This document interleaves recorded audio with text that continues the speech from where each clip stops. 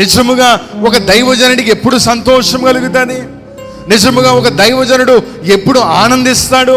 నిజముగా ఒక దైవజనుడు ఎప్పుడు సంఘం పట్ల సంతోషం కలిగి ఉంటాడంటే విలువైన కానుకలు తెచ్చినప్పుడు కాదండి, విలువైన అర్పణలు తెచ్చినప్పుడు కాదు, దశంభాగములు తెచ్చినప్పుడు కాదు, మందిరం పనులు చేసినప్పుడు కాదు. ఎప్పుడు నిజమైన సంతోషము దేవుని సేవకునికి ఎప్పుడో తెలుసా?